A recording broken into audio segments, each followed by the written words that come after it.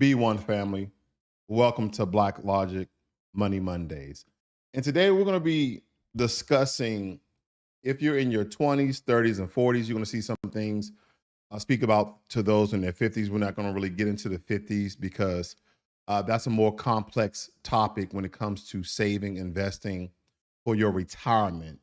So I don't know if you guys are aware of the ongoing debt that people who are in Generation X, who are in the millennial stage, who are Gen Zers, Generation Y, these are the groups of people, these are the sections of people in America that are holding the highest amounts of debt. And it's important that we tackle this topic when it comes to retirement because everyone is living for today, while baby boomers is a silent generation in some regards are living for tomorrow. Now, with that being said, there is a caveat to Gen Xers, those who were born between 1965 and 1980.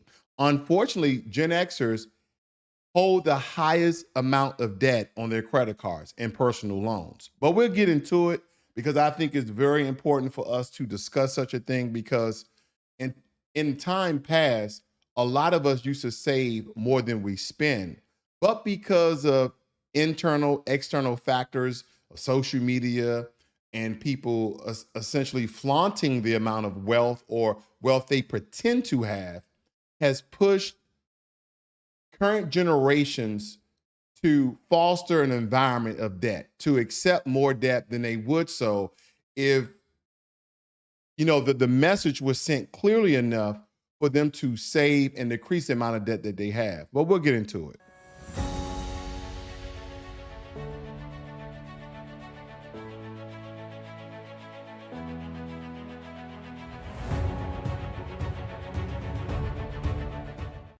I'll start off like this.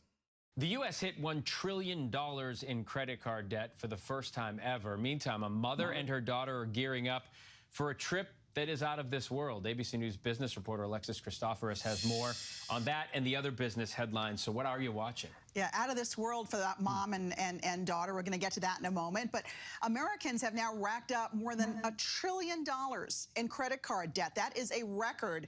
And it says more people rely on credit cards to pay for everyday essentials. The average credit card charges a near record 20.5% interest right now. And while delinquency rates are still relatively low, rising credit card balances could be a challenge for some borrowers, especially when student loan payments resume in October. Well, buying a home is about 20% more expensive than it was just last year. The typical monthly mortgage payment now just over $2,600. That is up 19% from a year ago, while the median sale price of a home is up more than 3%. The problem? Demand continuing to outstrip supply as more homeowners are hanging on to their lower mortgage rates. And a mother-daughter duo are getting ready to blast off into space tomorrow after winning 2 free rides on Virgin Galactic's second commercial flight. Those seats worth nearly $1 million for the 90-minute trip. Cashapp and her 18-year-old daughter Anastasia will become the first Caribbean natives to venture to outer space. A little history being made.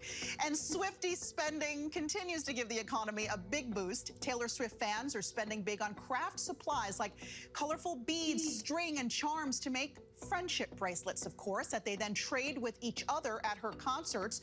In cities where Swift has tour stops, Michael's Craft Store has seen sales for bracelet supplies soar up to 500%. Overall, get this, the Federal Reserve says. All right, family, you get my drift when it comes to the amount of money that we're spending and what we are spending the money on. And I think that is what is most pertinent here.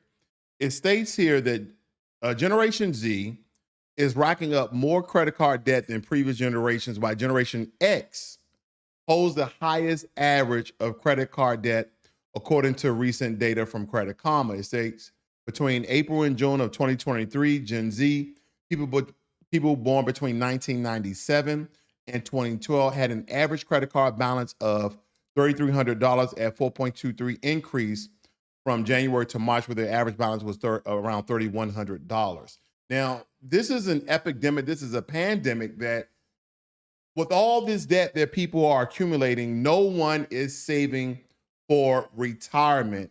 And it's time that we really stop looking to flaunt Stop looking to be in the bag and buy all these expensive things that are materialistic, that when you turn 40, 50, 60, what do you have to suffice your life? What do you have to survive your life going forward? That's the most important thing, because in your 20s, okay, in your 20s, it's, time is your greatest asset. But because you have to start by establishing an emergency fund to cover unexpected expenses. You have to contribute to your employment retirement plan, your 401k, especially if your employer offers a match program. Now, we can kind of dive into the details of particular 401ks, because a lot of 401ks have hidden fees, and I always inform people, talk about your 401k. Call the company and ask them, where's the money being invested? Is it mutual funds that holds a lot of hidden fees, or is it ETF funds or index funds? All of those things are very, very important. Now, because when you're talking about 401ks and matching with your 401k, I don't care if you're in your early 20s, your 30s, believe me, you need to start investing in your future today, because everybody's going to get old. And again, I know people want to live for today. They want to have a great time. But believe me, there's a lot of people in their 60s and 70s wishing that they started saving for their retirement, okay? Because we have to embrace a growth-oriented investment strategy. And a 401k is part of one of the best things that you can do, because they take it right out of your check before you even see that amount of money. Because things begin to be very aggressive when you didn't save in your 20s and you start heading to your 30s. So let's talk about it. I think it's important that we talk about it, that we converse about it, because these things are very, very important, okay? Let's go down here. See if I got some things. Pay off your debt and start to save. Pay off your debt and start to save. Everyone should have a savings account, which is basically your emergency fund. And yeah, you got the regular a methodology of 3 to 6 months of living expenses in that savings account. And some people may use their investment account as a emergency fund. Usually, emergency fund is something that you can access immediately. I know some people who use their credit cards as their quote unquote emergency fund. That can be a slippery slope on some occasions if you're not a good steward, if you're not disciplined when it comes to paying off your credit cards, okay? It says use income-based repayment plans to create a sustainability plan and focus on paying off consumer debts, credit cards, and personal loans, which I believe is very, very important. Invest as much as you can, especially in your 20s. This is where you guys can invest in, those, I call them the millennial investment apps like Robinhood and Webull, the name of couple. And this is the time that you guys should be investing very, very vigorously in high risk stocks where it could be beneficial in your 20s. But as you start to get to your 30s, you kind of dial back, you kind of decrease the amount of risk you have in some of these accounts. But at the bare minimum, you should have an emergency fund. And if you work for an employer, you should be at least investing 1 to 2% in our 401k. It states here among the next generations, ages 18 to 35, 62% plan to increase their retirement contribution in the year ahead at a far higher level than older Americans. Save at least 15% of your pre-tax income each year for retirement, which includes any contributions you may get from your employer if you have a 401k or other workplace retirement plans like 507, 457, and so on and so forth. Now, the most important thing that you're going to get from this information is that you need at least an emergency fund and start to invest in your retirement, okay? It states here, gradually increase this amount if you get a raise or a bonus if you have reached the annual contribution limit. Step 4, if your job offers a retirement plan, work it, okay? It states here, people on contract, so you only get paid cash and no additional benefits. So there's a lot of contract workers, whether it be for a government or for an independent or private business. You're getting buku money, but have you started to open up an independent 401k? And I wanted to point something out. I'll get right to it. To be eligible to contribute to a 401k, an individual must have an employment history with his or her company and must be over 18 years of age. But there are ways that you guys can invest. There's ways that you guys can invest without essentially being an employee of a company.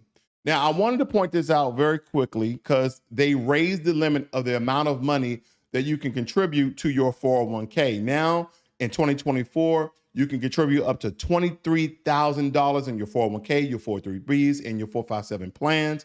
Even with those who are government workers and military personnel with your thrift savings plan for federal employees, okay? Which is a $500 jump from last year. Now, here are some of the 4 best solo K providers for 2024. The number one on the list, which I love, is Fidelity because it doesn't have any fees, okay? To qualify for a solo 401k, you need to be a self-employed individual who doesn't have any employees. You still add your spouse to your plan and blah, blah, blah, blah, blah, okay? It states here, the one thing I love, it states, offers a no-fee solo 401k plan that also lets you invest in a range of stocks. Now, for those of you who work for an employer, but you're on contract, you're not saving for your future. Right? You may have in a savings account, you may have some personal investments accounts, but 401ks is probably one of the best things that you can do. And the one that I like, okay, this is unprofessional, okay, my opinion. The one that I like is America's Best 401k plan. They have very, very low fees, and you can go into pricing, click pricing at the top here. No hidden fees, no kickbacks, and no commissions, because a lot of those mutual funds, let me tell you, they have all of these hidden fees that you'll be paying 1%, 2%, 3%, kickbacks. And that's what they mean by they're paying your business. Listen to this. A lot of these 401k plans, whether they're index, mutual funds, etc., they're giving your organization kickback because they signed you up for your 401k. So a lot of times when I used to financially advise people, I say, hey, don't take, because of the nature of that investment account, I see a lot of hidden fees in certain companies. Hey, don't invest 401k with them. You can go independently on your own and allocating a certain amount of money a month and do a 401k as well. So a lot of times I like this one because of the low fees and the transparency that you have when it comes to this. You can kind of dive through this for yourself. I just want to put the information out there for you guys, so you guys totally understand that there's other options, okay? There's other option than your employer trying to push you into one of the companies that they quote unquote recommend. But of course, right? But anyway, let me get back to it. Here we go. So max out your 401k savings. Now, as you get older, you should be investing more in your retirement because it's about time for your ass to retire. And you're going to need some money in the bank, okay? You're going to need some money in your bank. It states here, 20s or 30s, chances are you're preparing for their college expense side by side. And these are for you guys who are in your 20s and 30s who have had kids or planning to have kids. Look to start for them a 529 college plan, because what's going to happen is that you guys are currently in college debt. You guys are in debt of some sort because of school, a skill, or a trade. And you're paying out the ass in order to pay off that debt. Don't let that transpire to your kids where they have to go and apply for a grant. They have to go apply for a loan. Even if you start right now, before you have kids, start off with a 529 college plan so they don't repeat the sins of their mother, the sins of their father, meaning they're going to inherit college debt. They're going to inherit school debt because they don't have a significant way in order to help them pay off this debt. And a 529 college plan is a good one. Again, that's a whole nother video you guys will have to essentially research for your own, okay? Or I may do a video later on, who knows? Invest in the right portfolio. Consider medium risk investment portfolios, 50 to 60% as large cap stocks, and the rest in less risky assets like bonds, gold, and other stable commodities. Commodities meaning stocks, okay? Track your spending. A lot of us are not tracking our spending. Thus, Generation X holds the highest amount of debt, then Generation Y, then your Gen Zers and so forth, okay, and your millennials. So track your spending. These are some of the things I just wanted to point out to you guys because I really, really think it's important. So let's go back here, because I think it's important that we understand what some of these generations who are financially destitute because of their spending habits, because they wasn't taught how to save, they wasn't taught how to balance their budgets or even create a budget. It states here that Generation Xers are the most debt burdened generation. People who are 41 to 56 has the highest share of non-mortgage debt, 95.2 across 100 largest U.S. metros. And what I'm noticing is a lot of people that are on the internet, so-called showing their wealth, spending above their limits, it really does start at 30s. I mean, even the 20s, of course, but they can't splurge as much as somebody who's had a decade or two of work history that can apply for these high limit credit cards and personal loans, so on and so forth, who may have certain assets that they can leverage to get these personal loans so they can ball till they fall, so to speak. It states that credit card debt is the most common form of non-mortgage debt across all generations, okay? Consumers tend to have higher auto loan debt balance in the South. I see my brother David Crawford in here, Jermaine Anderson, Wayne Peterson. Nice to see all you guys in here today. David says, yes, I'm working towards my financial goals. Wayne Peterson says, what if you are an independent contractor with the options there? And Wayne, I just pointed out, you can go to America's Best 401k and you can start your 401k plan with them as well. Okay, very, very low fees. I believe they're less than 1% fees when it comes to that. It's kind of one of the best when it comes to fees out there. But stay tuned, more information is coming your way. Now, when we break down all the debts, millennials are the generation most likely to have student debt, but they're typically carrying smaller balances than Gen Xers. Gen Xers are you guys like me, right? You're in your early 40s, you're in your 50s, and you say, I didn't work my entire life. Now it's time to go out and buy me a 7 Series BMW. But technically, you can afford the debt, you can afford the credit to go out and get that 7 Series BMW, but what is your quality of life? Have you ever seen people with a brand new 7 Series BMW, a new S-Class or Corvette, a really, really nice luxury or sports car, and they live in an apartment or they're renting? And again, I'm just pointing out some things because you should be at the level where you're owning your home or at least buying to own your own home.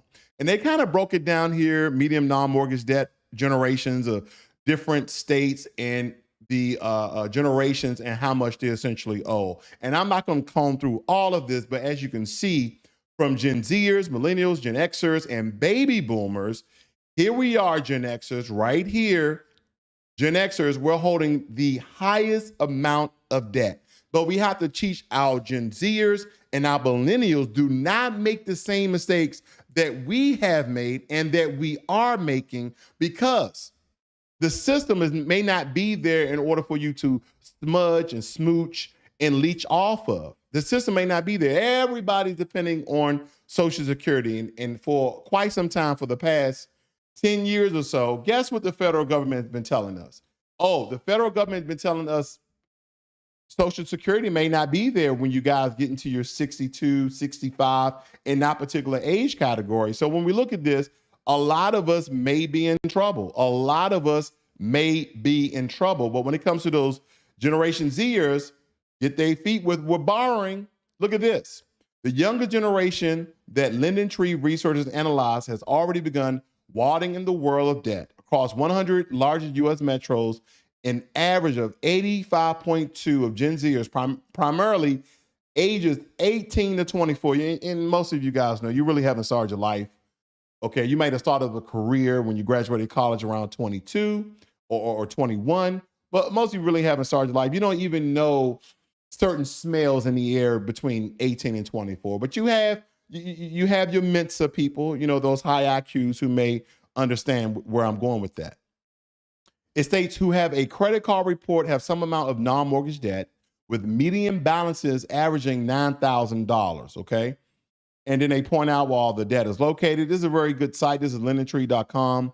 We're talking about generational debt, okay, between the different generations. It says Metro, where Gen Z consumers are most likely to have credit card debt, okay? And it breaks it down. It's just really good information. But the thing that I want to get into is how we look at these things. How we look at these things. Some people believe because they work their entire life, they work so hard that things belong to them simply because they worked a couple of years. Oh, I deserve this. You deserve what you can afford. That's what it's really about, family. You deserve what you can afford. And I think a lot of us get in trouble with that. Because when I look at it, right, as you enter your 30s, you have to aim to increase your retirement contributions. Like this is a strategy. This is systematic. You have to really plan for retirement. Not only do you plan, not only do you strategize, but you have to execute it. You have to execute it just like every day you eat breakfast, lunch, and dinner. Every day you brush your teeth and wash your butt. That's how often you have to plan for your retirement, because who's going to do it for you? It doesn't matter if you're male or female, okay? You have to plan for your retirement, especially in your 20s and 30s where you have enough time. You have, 40 to 30 years before 60s before you really like, okay, I didn't work my entire youth away. It's about time for me looking for retirement. Because a lot of us need to really start to consider diversifying our investments to manage risk, even with your 401ks and personal investment accounts.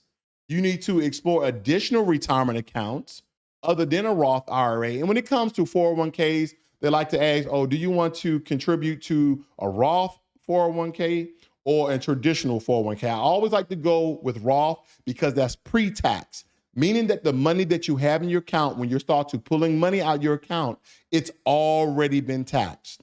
So the money that you see is the money that you have. Versus a traditional IRA, it's taxed at the end. Now, that could be beneficial in some cases, but it's rare. The tax is actually at the lowest point of history. So if you would have did a Roth early on, you would have been paying more up front versus less at the end. And that's a good point to make to you guys. Now, when you start to get into your 40s, more so a lot of people like myself, you like to reassess your retirement goals. You need to fine tune your portfolio by rebalancing and ensuring your asset allocation and that it aligns with your objectives, maximizing contributions to catch up, right, with the amount that you potentially need if you need to do so. And you need to take advantage of higher contribution limits. As I stated before, it's up to $23,000, which they increased from last year, up from $500. And advantage of, high contributions, and especially as you're starting to get 50 and older. So at any age, you need to keep an eye on your lifestyle and how your lifestyle is affected by inflation, which are the current times that we're living in right now, which are the current times that we live in. You must pay attention, because save a percentage of any salary increases or windfalls for retirement rather than succumbing to lifestyle creep, because prioritizing paying off high interest debt to free up more funds for retirement savings. This is important. This is for, your life when you're hitting 60s and 70s, where there may not be anyone there to take care of you. A lot of people are depending on other people to take care of them. That's what a lot of people are doing. And I think that's going to be a very slippery slope for you guys to handle. So the first thing that I propose to you guys is creating a budget. Now, I have a budget on an Excel spreadsheet, which is kind of old school, but I have used some of the apps that I'm going to put before you today. This is not a promotion at all, okay? No one's paying me to tell you this information, okay? I just want you guys to live your best life, because one of the very foundations of Black empowerment is self-empowerment. Excuse me.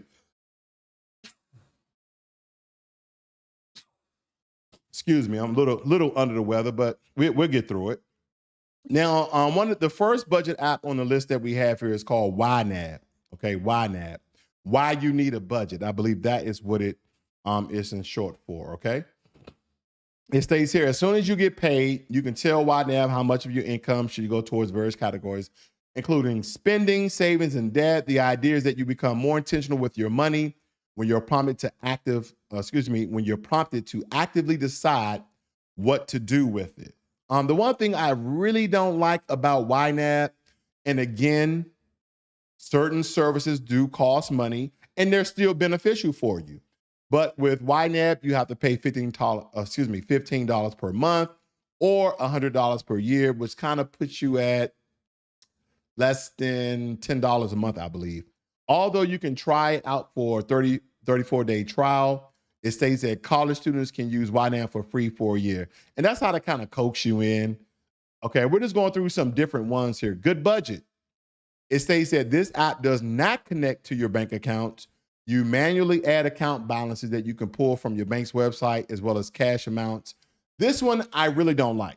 I like things that connect to my bank account because it's going to categorize all my spending for me. Like, hey man, you spent $1,000 going out to restaurants last month. That means that I'm well overspending and I need to cut back. I like things that tell me what I'm doing that's detrimental to my financial health, okay? But Good Budget is free. It says Good Budget Plus is $8 per month or $70 per year because the free version allows one account and then 2 devices in limited envelopes, where the paid version, I'm right here. Give me a second. Where I'm at. I didn't jump down. Give me a second, family. I didn't jump down. All right. Officer free version says Good Budget allows unlimited envelopes and accounts up to 5 devices. Okay, moving along. This one is $every. I actually used to use $every. It was okay. It says that the premium version of $every includes those features, but also allows you to connect with your bank account. It also tracks your transactions. It automatically appears in the app, which also provides customer reports and recommendations based on your habits, which is actually good. Okay. But again, this is a paid version. Google Play rating gave 3.3, while Apple gave it 4.7. The basic version of $every is free. So the basic version that does not connect to your bank account is free, which I don't see the sense in that. And that's why they kind of coax you into getting the premium version, which is $80 a year or $17 a month, because that's even higher than YNAB, by the way. Then we're going to look into, and here we go again. Give me 1 second. I do apologize. I don't know why it's skipping around like this. Okay, Empower Personal Dashboard. I like this one. This is my top one. I'm not going to go through the rest of the list. This is my top one. It says it's free. App includes features helpful budgeters looking to track their spending. You can connect and monitor checking, savings, and credit card accounts, as well as IRAs, your 401ks, mortgage, and loans. That's why I love this one. It's free and it does everything, okay? The app provides a spending snapshot by listing recent transactions by category. You can customize those categories and see the percentage of total monthly spending each category represents. This is a powerful tool that I think that you guys should at least look into. This is how the website looks. They have a very intuitive dashboard. Again, this is not a promotional, a lot of research here, but nonetheless, this is a good tool that's free. It doesn't cost you anything, okay? Doesn't cost you anything. Let's learn a little bit more about this. Step 1, create an Empower account. Step 2, link your financial accounts. You can search by the name of each financial institution and type in the web address. Step 3, update your login credentials for each account. Empower then verifies each account with the financial institutions. Step 4, verify that all your accounts are added, and voila, you can now see them all in one place. It's that easy. You can link your checking and savings accounts as well as credit cards and investment accounts too. Unlike some apps that focus solely on budgeting, Empower encourages you to link as many accounts as possible. The more information you share with Empower, the more detailed your financial picture becomes. To streamline the process even more, make sure that you identify all of the accounts that you would like to add and find your login credentials ahead of time. It'll save you a little bit of time. If you leave off an account or need to remove one later, it's very easy to edit your Empower dashboard. Okay, what free tools does Empower actually provide? One of the best parts about Empower is that all of these different tools are housed within the app in order to help you streamline your financial checkups. Here are all the tools that you can access within Empower. The first one, a budget planner.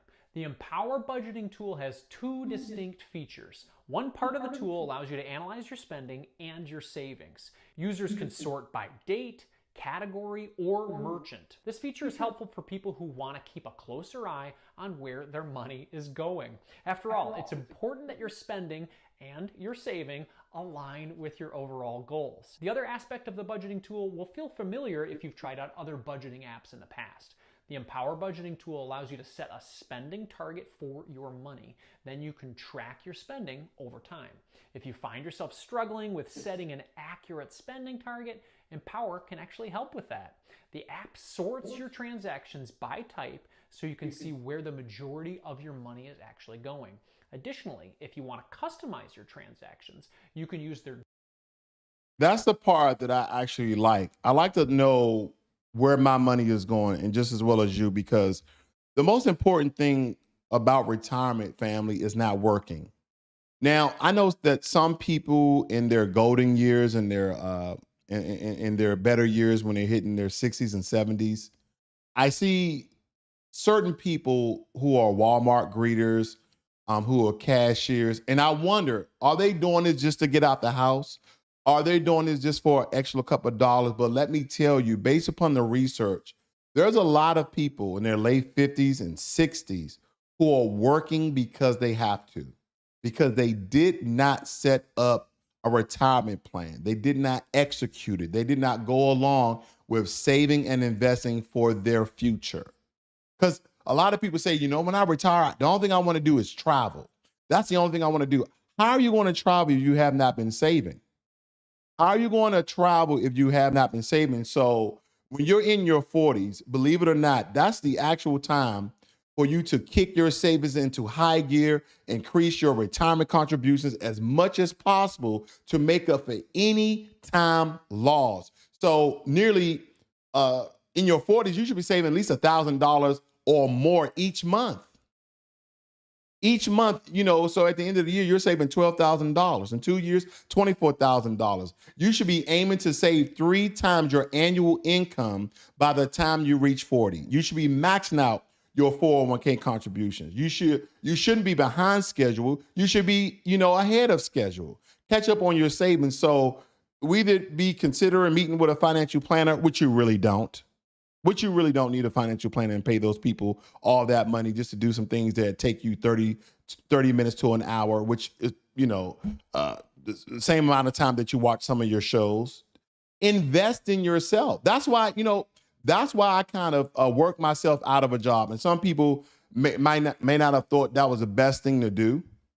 I worked myself out of a job. I had over 100-something clients that I didn't want to meet with them no more than 1 to 3 times because I wanted them to be stewards of their own financial planning. You're not going to continue to pay somebody to help you to get out of debt, to reduce your debt, to help you to invest, to help you to save. No, I'm going to teach and train you these things in less than 3 sessions and then do it on your own. Because the age that we're living in, the technology age that we're living in, all of these apps do it by themselves. You don't need anything else. They do it by themselves. So when I look at this, family, you don't have to pay anybody to do these things for you.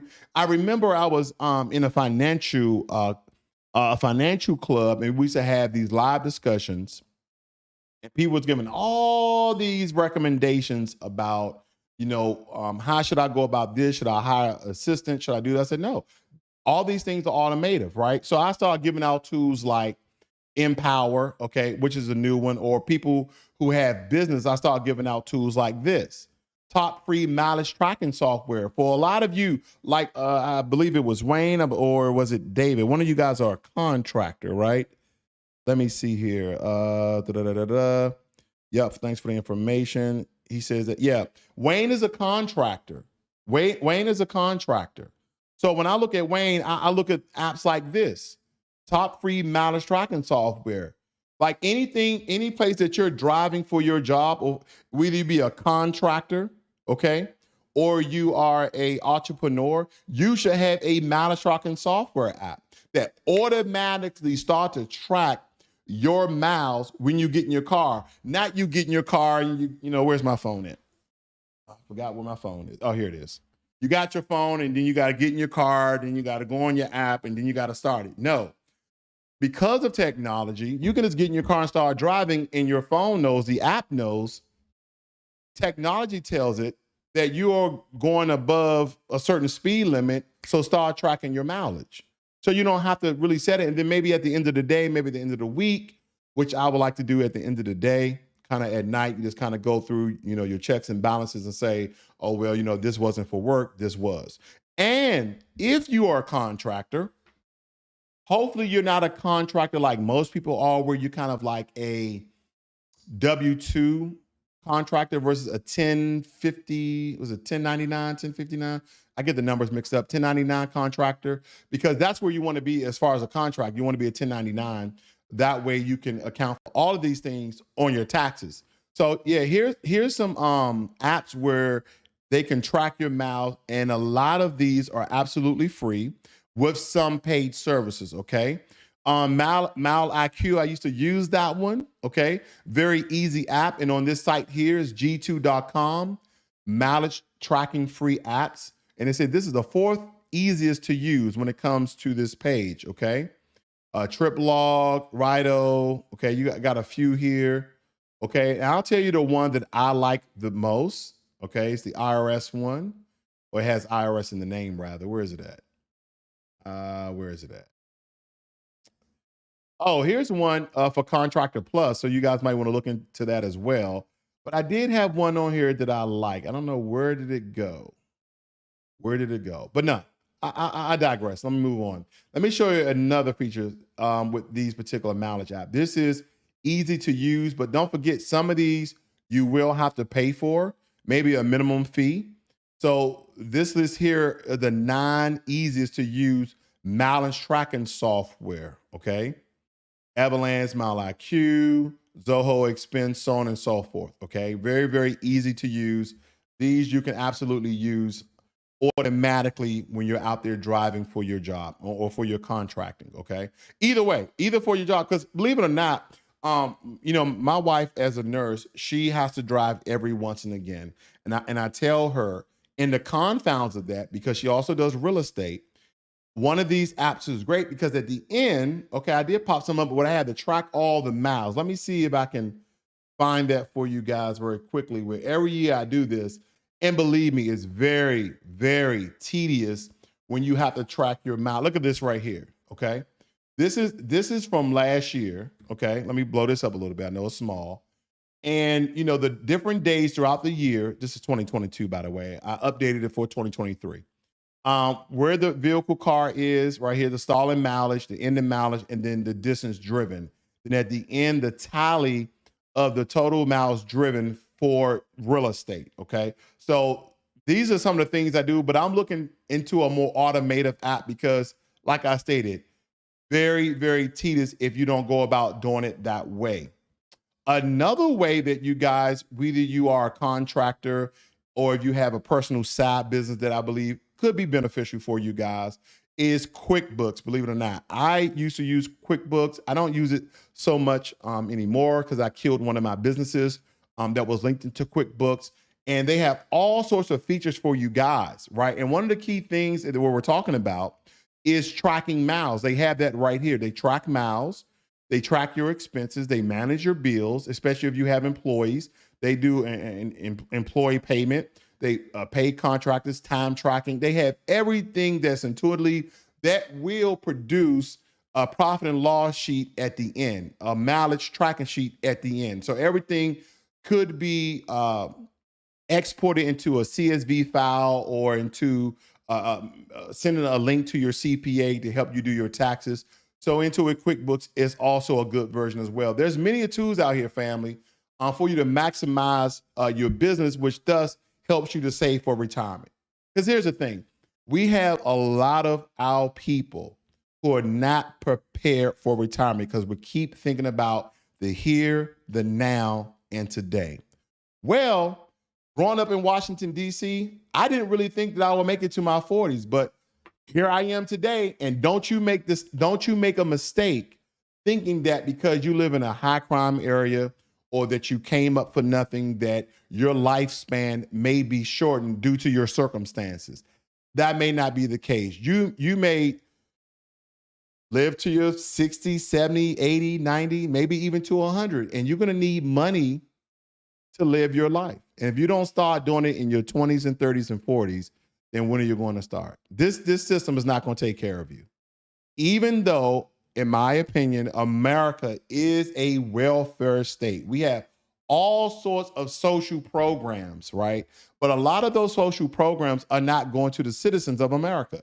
A lot of these social programs, they're going to, unfortunately, illegal immigrants and legal immigrants. They have all sorts of SNAPs and TAF and SSI, all of Medicaid, you name it. A lot of these social programs are going to the onslaught of caravans, whether it be coming up from Mexico, whether it be flying in from India, Africa. It doesn't matter. We have immigrants from all over the world, illegal and legal, and they're really putting a strain on the social programs that America has that was intended for its citizens. And I know that's a whole different topic, but I had to throw that in there.